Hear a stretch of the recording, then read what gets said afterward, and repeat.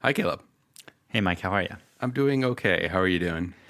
I'm doing pretty well this evening. What are you drinking? I had a bunch of extra lemons. I'm sorry, that's not true. I had a bunch of extra limes sitting around, so I made myself a daiquiri. And as an interesting twist, I've been putting a little splash of mezcal in my daiquiris. There's a recipe in the Death and Company book that calls for an actual set amount, but I just kind of put a splash in mine. It's a nice little twist. Light rum or dark rum? I'm using white rum.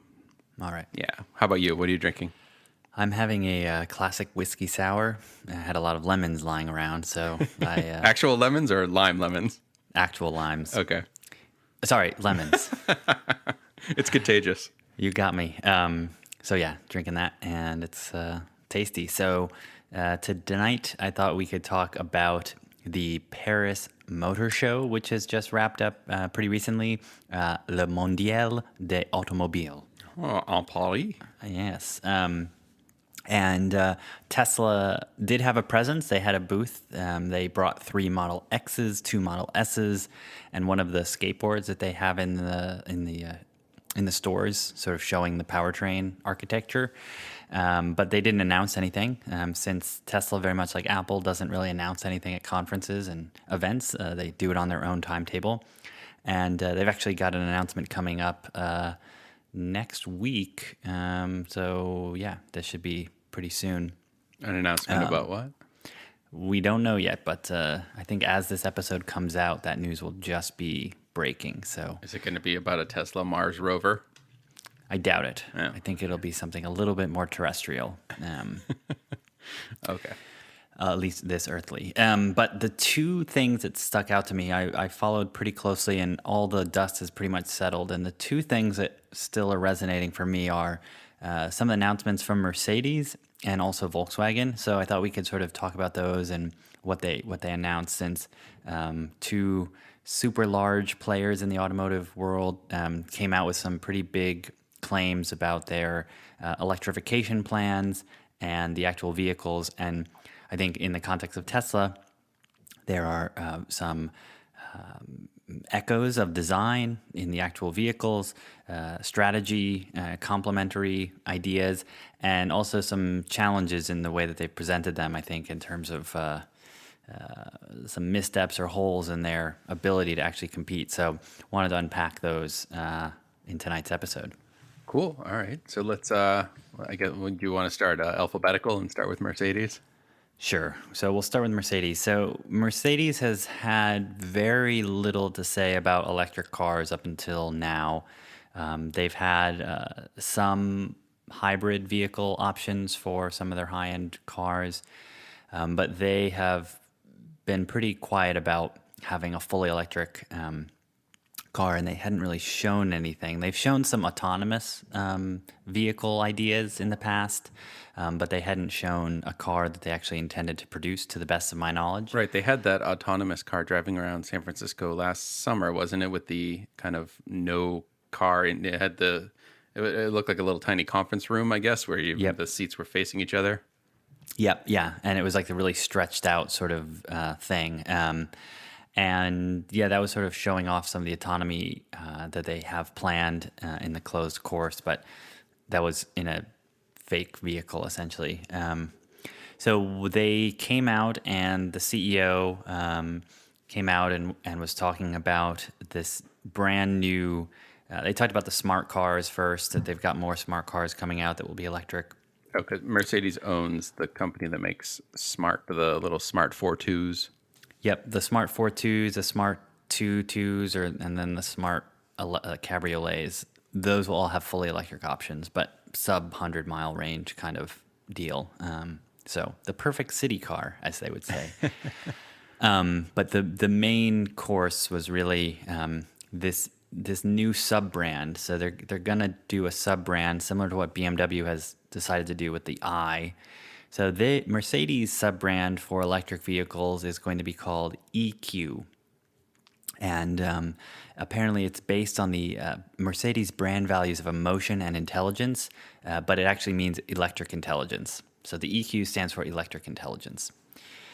So first off, like a sub-brand, Wait. How does EQ stand for electric intelligence? Wouldn't that be EI?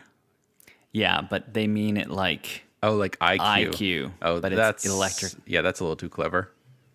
Yeah. So EQ is their sub brand. So all of the fully electric cars that Mercedes builds, the plan is for those to be under the EQ brand and not under the just plain Mercedes brand. So first off, that just I just really don't understand. Car makers love brands. They love to have their separate badges. I know, but it's still a Mercedes. It still has the upside down peace sign on it. So Oh, it's weird. not a totally different. I mean, I understand Smart and I understand Mini for BMW, but it's still Mercedes EQ. So it's just like, it's a strange decision to just put in a little pile all those electric cars and have a little different team.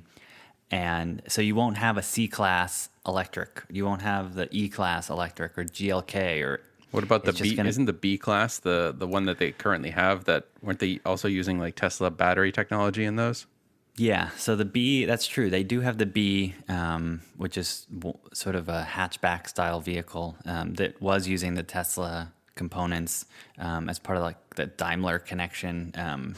That sounds like Few years movie. back. That sounds like a movie or something. The Daimler connection. Um, and so that's I guess that's still being sold. But yeah, so first off, I just don't think that it shows as much commitment, and it doesn't show that they have any plans to move any of their core vehicles that people are buying Mercedes for today. So that's the first main thing. One of the quotes is, "The mobility of the future at Mercedes-Benz will stand on 4 pillars," and it stands for CASE: connected, autonomous, shared, and electric. Generation EQ, which is the full brand name, is the logical fusion of all 4 pillars. Oh my! I didn't know there was a generation in there as well. So yeah, this I watched the entire video of the announcement and sort of the press conference, and there is a lot of strange video clips and loud music and lasers happening, and a lot of discussion of like you could charge while you're on the golf course. So still some harkening back to old Mercedes style. I don't know. While you're riding around in your electric golf cart, you can Yeah, charge your electric car. It didn't make too much sense. But the overarching goals they have, separate from the cars themselves, is that by 2025 they're going to have more than 10 fully electric vehicles in market, and then they plan by 2025 that same time to have 15 to 25% of global sales be EVs. So that seems like a pretty promising number for them to be planning 15 to 25% of sales to be from electric vehicles in 8 years. What do you think of that? Does that seem achievable? Does that seem higher than you would expect, lower than you expect?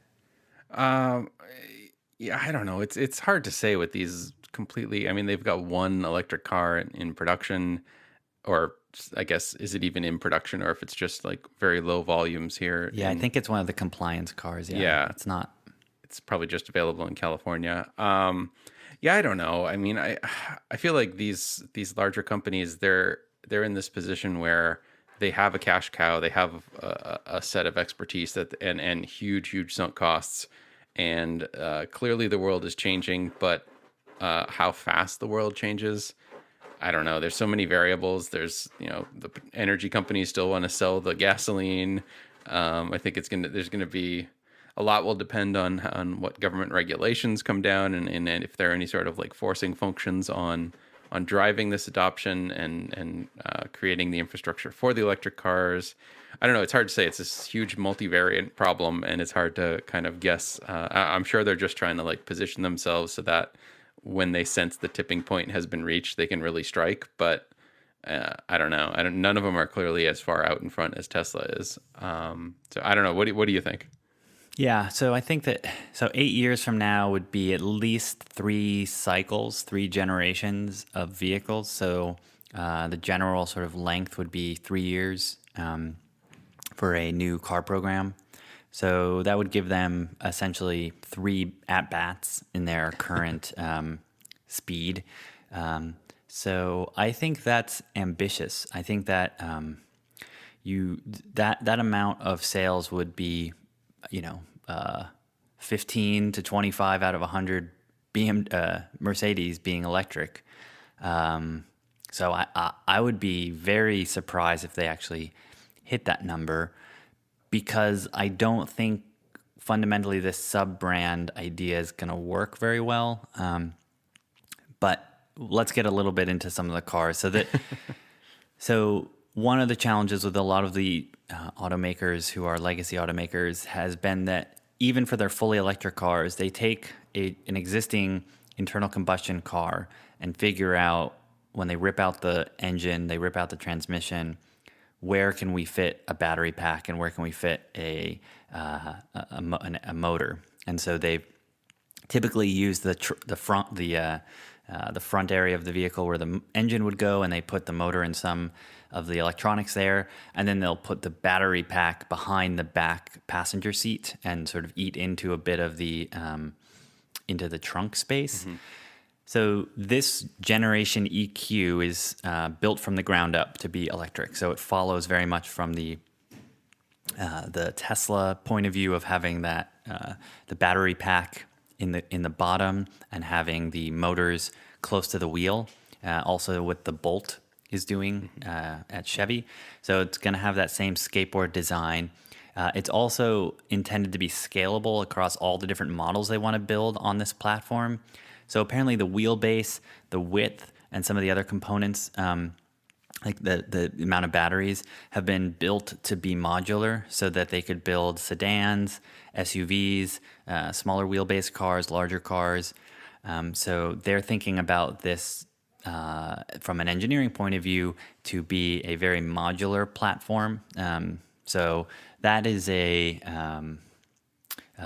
sort of a somewhat new capability of having this skateboard style design. And even I think a decade ago or so, when some of the early concepts of skateboard designs came out, the idea that you could just sort of put a different shell on top was very appealing intellectually. Yeah, well, and it makes sense that you should be able to, I mean, with electric motors, you could put a motor on each wheel and not even have to worry about any sort of axles and transmissions. And at that point, yeah, you can push out the wheelbase or the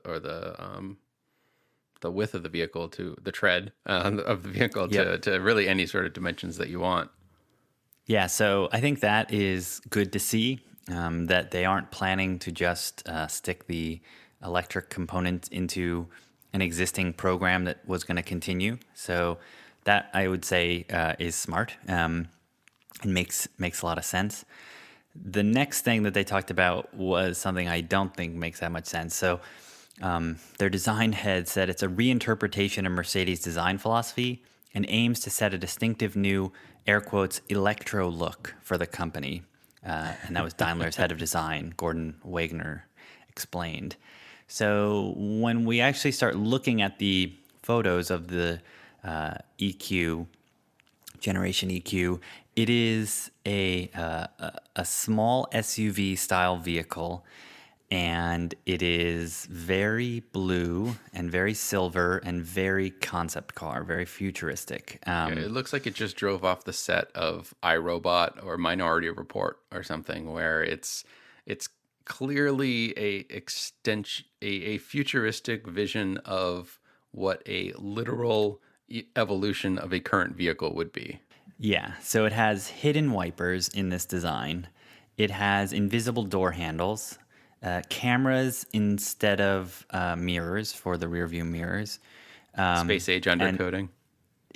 And it has it has multiple materials on the exterior. It's got a whole bunch of blue light treatment on the outside, which I don't find very appealing.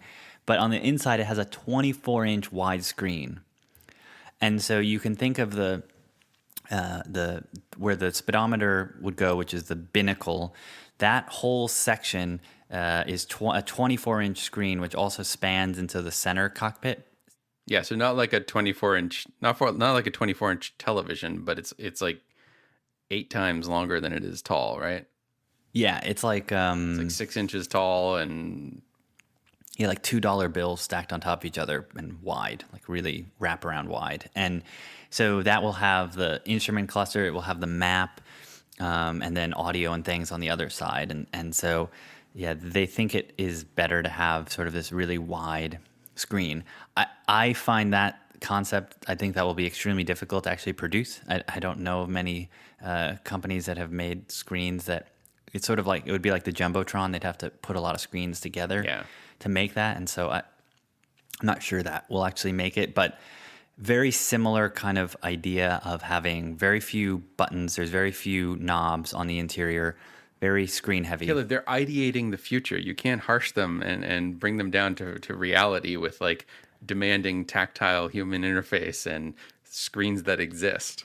But what's funny too is even on the steering wheel, they don't have many buttons. They said they're touch screen or touch sensitive on the where the buttons would be near where the thumbs would go on the steering wheel.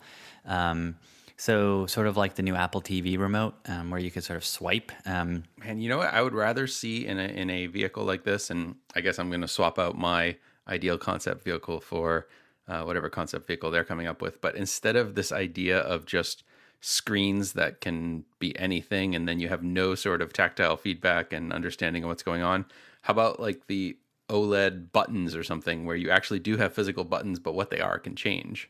Yeah, Like the keyboard that never really shipped, or did it ship? I don't know, the whatever that keyboard was. Never mind. All right. No. Carrying on. I mean, I think that certainly some of the haptic feedback in new smartphones is an attempt to do that, right? It's not an actual button, but they're localizing the feedback. Yeah, and I mean, I guess this is predicated on them being manual driving. I guess if they're self driving, then who cares? Or if they're halves, then who cares? Right. But if I have to concentrate on driving, I don't want to have to fiddle with touchscreens. Yeah, so I think that they some of the other components to it is that it's intended to be relatively performant, 400 horsepower, so it should be sub 5 seconds, 0 to 60. So similar to what the base Model S is. Their plan is to have it be around 300-mile range with around a 70 kilowatt hour pack. So, in between the 60 and the 75 Model S. And they plan to have this vehicle available 3 years from now, 2019, and that the pricing would be about a relatively well-equipped GLC, which is around 40 to 50K. So it may end up being a little more than that, but they're going to launch it as an SUV. And they said, Mercedes claims that the Generation EQ is close to production. So it as much as it is a concept car, it isn't a 10-year future concept car. So that's why I guess I'm giving them a little bit more criticism for some of the choices, because if they do intend for this to be going into production very soon, there are going to be some people who are going to get the axe. Some of these design choices will get axed very quickly as they start moving into production. But some of the things I do think are interesting. They on the interior, they've certainly been inspired by some of Tesla's designs from the Model X. The back of the seats are a polished black, almost exactly like the Model X. And I hadn't seen that in a production vehicle up until that point. They're also focusing on the white interior and very thin seats. And I know you don't love the white concept car interiors. I don't, but I'm sure people who have children will love it. Cleaning it all the time. Maybe it'll be self-cleaning too. Maybe there'll be a little car Roomba that'll jump out and start scrubbing your seats when you're parked. And they do intend for it to have a fair amount of autonomy features. So, and also be able to update itself. And they had all these very contrived ideas of like you could send it to go pick up your laundry and groceries, and then it would come pick you up and take you to the airport and drive home. And it was really badly scripted sort of animations, and it was not very good.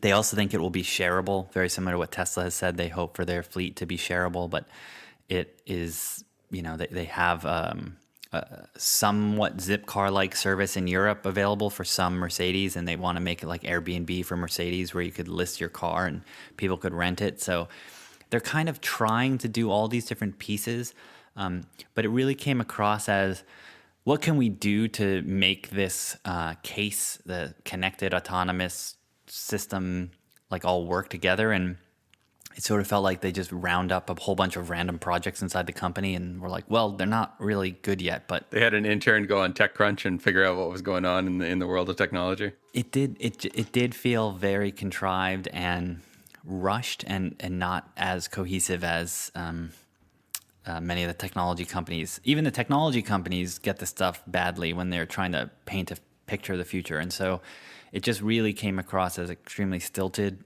and far-fetched. So that didn't give me much confidence that many of the other components of the autonomy and the sharing that they hope for this new brand, that if they think that's going to be reasons people are going to buy this, then I think they're sorely wrong, because those services are not going to be anywhere close to good enough. You don't think people are buying Mercedes because they want to be able to let other people drive their Mercedes? No, I don't think so. And the other thing that came up, and we'll talk about this too with Volkswagen, is like all of these companies now are in the mobility space. It's like that word is the biggest buzzword now. They won't just say we're a car company or we want people driving. It's all about advanced mobility and electromobility. And it sounds like someone who like discovered that this is a thing and they're really excited that they can talk about it and it's this future thing happening. But it's not something they actually understand.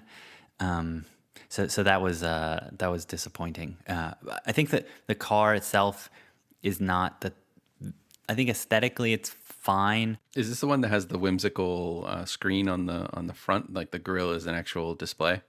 Yeah, I think this grille will actually it's intended to project onto the ground for pedestrians when it's in fully autonomy mode, but it's not going to launch at that level. But it has a blue grille. And some sort of like signaling capability, I guess, for the humans around the vehicle. Yeah, and so I think it'll be interesting to watch this car, see how it shapes over the next 3 years. But I mean, the Model X is already out there, and there's headlines coming out. Mercedes-Benz Generation EQ hits Paris, ready to crush the Model X. I think they might have even written those headlines before they saw the car. Possible. I mean, almost. I mean, I have no. I don't think you can say something's going to crush something in technology or in a quickly adapting space like electric vehicles when it won't be out for 3 years. Well, and car companies have the reputation of showing all of these amazing futuristic designs, and then 3 to 5 years later, when they come to market, they look like a slightly rounded version of what is currently out there. And I don't think with that kind of pun very much intended track record, they should be given any sort of leeway on this. Yeah. So then we move over to Volkswagen. So Volkswagen has had lots of challenges with the Dieselgate. And so they clearly could use help with their environmental story as well as just general consumer confidence. One of the first things their CEO said was that our future is electric and fully autonomous. And new competitors like Tesla and Apple are entering the space. They actually called out Apple? They actually called out Apple by name, and those are the only two companies they named.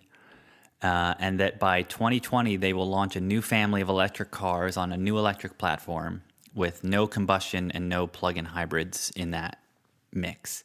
Because a lot of companies have been saying they're going to be launching electric cars, but what they are actually meaning is plug-in hybrids and just hybrids. Mm-hmm. So they wanted to distinguish that. And they plan to have 1 million electric car sales by 2025. And their goal is to be the worldwide leader.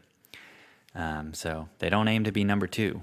They aim to be the leader by 2025. Interesting. So is Volkswagen? Volkswagen are they the biggest car company in the world, or second? Or they're pretty much up there, aren't they? Yeah, I think they are the biggest. I think they're the biggest with all with all of their different badges. Yeah, and so this was for the Volkswagen brand, not the Porsche side of things. And so they have a new sub brand as well. Surprise, surprise. And theirs is called ID. So not EQ, but ID. ID. I period, D period. And I couldn't find the reasoning for that one. So it's just ID. Let's just speculate. Actually, just before we move on too far, apparently Toyota is the largest Toyota motor. Okay. And then Volkswagen is number 2, and then followed by General Motors and Renault Nissan. So they plan to be number 1 in electric, even though they're number 2 in everything else. And number 3 in our hearts. Possibly lower. But you drive a Volkswagen. I do. So I do. Fine. I have a Rabbit. Yeah. I don't know what ID. Maybe I don't think it's industrial design. internet device. Important driving. Days. Yeah. I Instructional. Yeah, I'm not sure. So this will be the first Volkswagen on their Investigation diesel. Oh, No, okay. Hopefully Sorry. not. All right. Back to our regular scheduled programming. It'll be their first Volkswagen on a modular electric drive system. So it will also have a skateboard style design. The batteries will be on the floor. It will have a range up to 600 kilometers, which would be quite large. That's like pushing 350, 400 miles. Engineered for fully automated driving. It'll apparently have 10 laser scanners. So 10 frickin' lasers. 10 lasers. That would be very expensive with today's lasers. So Well, is it 10 LiDAR or 10 laser scanners? Is that are they specifically not saying LiDAR because they have some other form of doing it? maybe, but they looked like LiDAR sensors to me, the way they were popping up. It will be the one they're going to launch with first will be a compact. So it'll be based on the exterior. This was interesting. The exterior dimensions will be similar to a Golf, but the interior dimensions will be similar to a Passat. Oh, so it's like a TARDIS. Yeah, it's much bigger on the inside. But this is something that Tesla's doing with the Model 3, because we don't have the front needing so much space and the rear doesn't need as much space, and you can do better wheelbase, extend the wheelbase without actually needing more physical space. Basically, they're pushing the front very far forward with a really small hood, and then the back is hatchback and sort of just chopped off. So the interior compartment is actually going to be pretty large. So that is one of the real benefits of electrification beyond the other ecological benefits, is that the ability to make a vehicle in a different configuration than we're used to is pretty cool. That it will actually be a much smaller vehicle, easier to get around, really nimble, but have a lot more interior volume. So that seemed really cool. Yeah, I wonder if as it becomes clear that it's the same platform and they can just kind of push out the dimensions to make slightly larger or more like touring vehicles with like a larger wheelbase, like how does that affect their ability to differentiate wildly on price? Like a C-Class Mercedes and an S-Class Mercedes are very different in price. And a lot of it is the appointments and stuff, but a lot of it too is just that it's a bigger vehicle, and because it's bigger, they can charge more for it, I guess. I think that must be also one of the reasonings for this sub brand, is how do they figure out where to slot it in? If they have their standard brand, yeah, where do you put this? Do you put it below? Is it a sibling to the Golf? What if they need to price it 10 or 20K more than the Golf? Yeah. How do they deal with that? How do they deal with the fact that it isn't actually on the Golf platform, and that the technology inside of it might be very different? So I see some benefits to it, but that presumes that they won't just kill off the regular Golfs and C-Classes. And that's one of the challenges of being a large company that's being attacked, is that you want to compete in this new arena, but you aren't willing to sacrifice your existing product line, and so you create two product lines and sell both. But the challenge is that where are you going to spend your advertising dollars? You're not just going to magically have more money to advertise or train people or produce vehicles. So you have to make these trade-offs, and so I think that's going to be one of the biggest reasons I'm still not so keen on these cars doing that great out of the gate. Yeah. But so some of the other interesting components, they plan for it to have voice and gesture controls. It will also Turn left. in manual mode, there'll be an augmented reality HUD projected on the windshield. So heads-up display. So they showed some photos of this. I'm sorry, do they actually have a prototype of this, or is this just a neat idea that they thought of? I only saw it in the videos, which were simulated. Okay, because yeah, I mean, we talked about this when we were talking about what we thought the surprise would be for the Model 3, like the next stage reveal, and I think we were both pretty excited about the potential for that, where you might be projecting what Tesla has in the sort of like video game mode of what you're looking at, The binnacle. and projecting that up onto the screen. But there's a lot of innovation and technological advances that need to happen to make that possible. And this is, I guess, coming back to why concept cars really suck, is that they can just kind of make up any random things that they think might be cool, much like you could with, I don't know, say a movie prop. And and there's just no way of like, they don't have the capacity or have not demonstrated the ability to innovate in these other spaces and create these things. So like, what's the point? Yeah, I mean, it's like a mood board. It's a vision statement. It's like, it's what we would like the future to look like. And you sort of rely on a company to make it. Like, I have no problem with people doing that as a way to convince others that it's worth investing in the technology to pursue it, because no technology just happens. People actually have to go and put the hard work into making it happen. So you have to have Sure. some idea of why this would be interesting and why you'd even want to pursue it, because it's going to be hard to make. But I just don't believe showing that to the public when it's not real yet is in the best interest of anyone. Because, I mean, the only argument you could really make is that we want to do this, we want to see what the public responds to, and we're going to use them as an indicator of where we should actually push. Because if a lot of people go nuts for the heads-up display and ask us all these questions and are really excited about it, maybe we will prioritize that higher. Yeah, but that's what they have focus groups and stuff for this. I mean, I feel like putting it out there into the public and showing it off as like an actual thing that might be coming is just, I mean, it's like if Hershey like goes to some sort of like annual candy convention and says in 3 years we're going to release our new chocolate bar that makes you smarter and 3 inches taller. I mean, sure, that would be awesome if that could happen, but there's been nothing that would lead me to believe that in 3 years Hershey will be selling a candy bar that can increase my IQ and make me physically taller. I mean, yes, it sounds neat, but it's not going to happen. Yeah, I mean, what they would do is probably ship it with a footstool and put some ginkgo biloba in it and call it a day.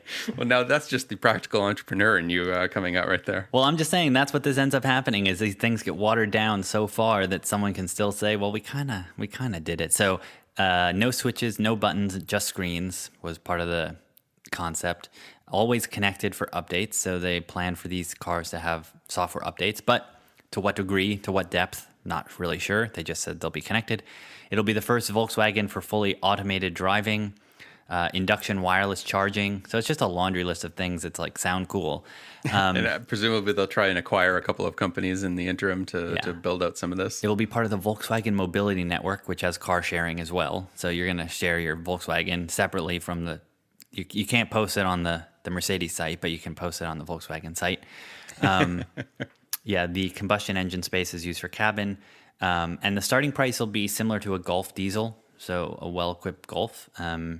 So not crazy expensive, so probably similar to 25, 30,000. And they plan to launch it in 2020.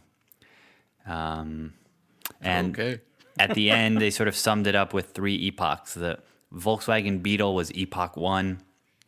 The Golf was Epoch 2, selling 30 million lifetime. And now the ID is number 3. Smart, sustainable, and affordable. Oh, I wonder how much they had to pay their ideation consultants for that. That was probably a very expensive report that led to that. Yeah. So this one. Sorry, I'm being really cynical. So this one also is white. Yeah, that means future. White and blue accents. It's like, we get it. It's blue. It's futuristic. Can we stop? Seriously, they all look like props from iRobot. The what was it, Steven Spielberg and Will Smith, based on the Isaac Asimov. It's not a very good movie. This one, but this one, the Volkswagen has one of the ideas that's been ballied around for the Model 3, where the steering wheel retracts. So when you want to go in the full self-driving, you push on the VW logo on the steering wheel and it retracts. So that's a thing. Indeed, it is. So here's the thing. Whatever these cars actually look like, they'll end up looking nothing like this. The Chevy Bolt looked really cool in prototype phase and looks not interesting at all in its current production form.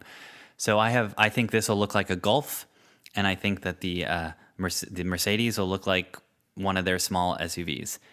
So that'll just happen by the blunt instrument of production, causing all the exciting to get whipped out of it and all the technology to not exist because it's not ready, and push forward another model year in hopes that someday it will ship, but it won't. Yeah, I saw there was a tweet from Horace. Did you? I think Asimco is his tweet, and he tweeted something this week about how the powertrain of an electric car requires only a tenth of the staff to be assembled, and he was pointing out that obviously car makers are going to get behind this idea because ultimately it's going to be a drastic reduction in costs. Right. So yeah, I think this idea of moving to electric is. I mean, if the infrastructure can get built out and the other things that they need to kind of build the consumer confidence in it is for them, it's a great thing because it means easier to produce, which means cheaper to produce, which means higher margins and which means more reliability because there's less moving parts and less things to go wrong. So yeah, it seems like I can see them getting on board with that. But yeah, how quickly it happens, who knows? It's clear that electric vehicles will be the majority 100 years from now, probably 50 years from now. But it's this 50-year period between now and then when all the people who are working in these companies are no longer going to be working there and new people are coming in. That's the real question. What's that turnover rate internally going to be? And what is the adoption and all the other factors that are going to lead people to buy these cars? I don't think... So the question is this going to be a lot like the personal PC, where all the mainframe and mini computer companies tried to make PCs and failed, and new companies came about that made PCs that people actually wanted? Or is this going to be like a new type of vehicle where you didn't see new car companies come about just because of SUVs, really? I mean, Jeep, but that was a very unusual situation. Right? Like you don't see car companies just spring up just because there's new windshield wiper technology or, Right. We've got the best brakes, so we created an entire new company to sell cars because we've got stronger brakes. So I think the big car companies see electric as just a new change of a powertrain going from diesel to electric, which shouldn't be a problem. I think that is not correct. I think that they are going to have a big challenge, and I think that the biggest general belief is that these car companies have a big advantage because they have manufacturing capability. And my big belief is that they don't have the demand to justify that production quality. So who cares? That people are not going out to buy these vehicles. And the very cynical point of view is that they're making these vehicles purely because of the MPG being over 100 and increasing their overall fleet. And so they don't really want to produce a lot of them because the average is not based on how many they sell. It's just based on the opportunity to buy. So it's just an excuse to sell the higher margin gas guzzling vehicles on the other end of their lineup. Well, they're like, well, no one's buying these cars that are $20,000 more than their gasoline component and counterpart, and so you can't keep increasing the standards because no one's going to buy these cars. So I think that and Tesla's going to be out there 2 to 3 years earlier. So I really still think that from what I've seen, they look okay. I think they're smart to start realizing people need cars that can go full ranges and that aren't just city cars. So that's good. I think it's great that they're pushing that they want it to be autonomous, but I don't see any evidence that they're really any further along than any of the other technology companies and are most certainly further behind. So these all just sort of felt a little bit poser to me. Do you think that these companies, or do you think that cars are going to be more affected by the electrification process going on or the autonomification process? Which, yes, that is a word. I'm going to say that is a word. But no, I mean, do you think like it's because when you start talking about like changing these things out and like 50-year timelines or something, at that point, I'm thinking, hey, these cars are going to be driving themselves around and they might just be like boxes on wheels at that point. Yeah, I think the autonomy drives it. I think the autonomy is what wags the electrification, because you'll want to have a car, or someone's going to want to have a car that has a lot more longevity. And we know that electric cars can have a lot more longevity. And if they can go and charge somewhere, it doesn't matter that they're slightly out of the fleet because there's not a human in there paying for their time to wait around. There's no human, so it doesn't matter how long it takes to charge that car if it can actually have a useful life of many more years. So I think the raw economics of an electric car for a fleet if a human isn't driving it, are far, far superior to a gasoline vehicle, that is the thing that will drive so much more adoption of those.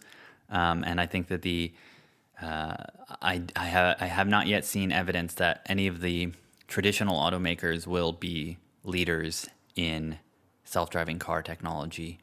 The only exception might be GM, because they have Cruise, but that would be still yet to be seen.